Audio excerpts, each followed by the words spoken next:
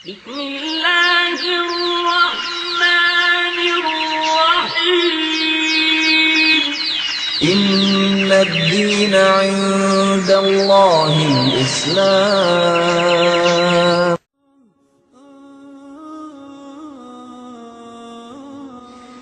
During the time of Umar ibn Khattab radiallahu anhu, there were two men who brought in a young boy dragging into the courthouse.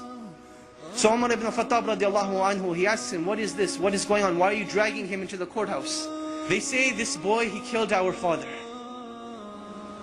Umar ibn Khattab, he asks him, did you really kill their father?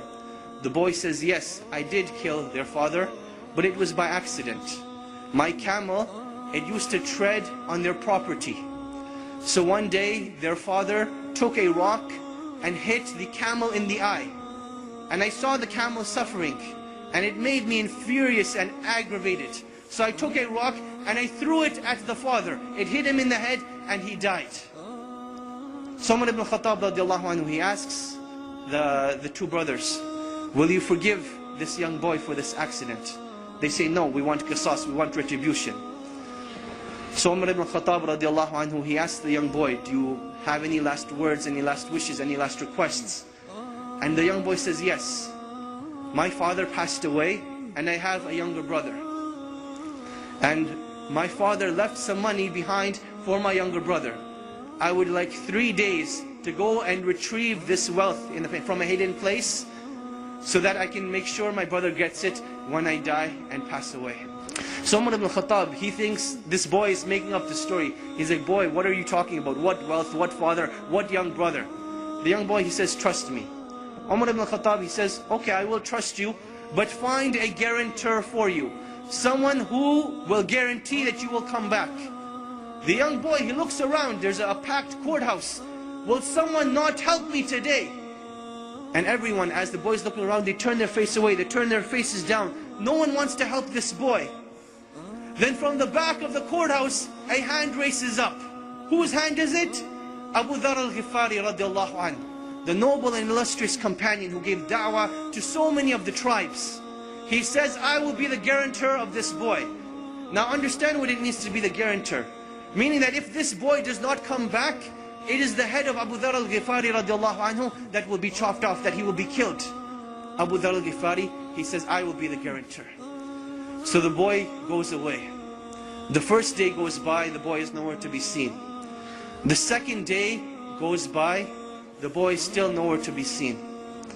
Asr time comes on the third day. The two brothers go to Abu Dhar al-Ghifari radiallahu anhu, and they say, come with us to the courthouse. It is time.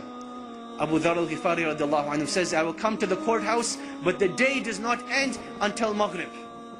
So now Abu Dhar al-Ghifari is walking through Medina with these two brothers. They're going to the courthouse. And the people of Medina are following behind them, all getting to the courthouse to see what is going to happen. It is now the talk of the town. You can imagine, minutes are going by, the courthouse is filling up, the anxiety is building up. Will Abu Dhar al-Ghifari have his life sacrificed for the mistake of a boy? And literally minutes before the adhan of Salatul Maghrib, the boy rushes in.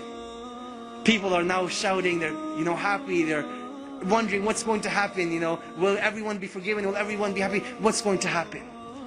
So the boy comes in, the adhan for Maghrib hasn't gone. Umar ibn Khattab radiallahu anhu, he asks the boy, oh boy, why did you come back?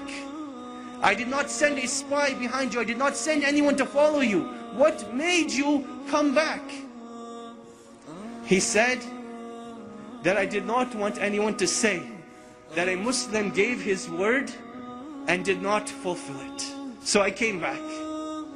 Umar ibn Khattab, he turns to Abu Dhar and he says, oh Abu Dhar, what made you want to be the guarantor of this boy? He says, I saw a Muslim in need and I did not want anyone to ever say that a Muslim was in need and no one was there to help him. So I raised my hand to be his guarantor. The two brothers, they say, when we have people like this, how can a Muslim ask for forgiveness and no one be there to forgive him? So they forgave the boy, and the boy was forgiven. This was the legacy of Islam. This was the code of conduct. This is why during the Khilaf of Umar ibn Khattab, they were able to reach the border of China all the way to the south of France. Because they had strong relationships with Allah. They did things with ihsan, and they lived with the code of conduct of Islam. And this is when Allah subhanahu wa ta'ala will restore the izzah of this nation.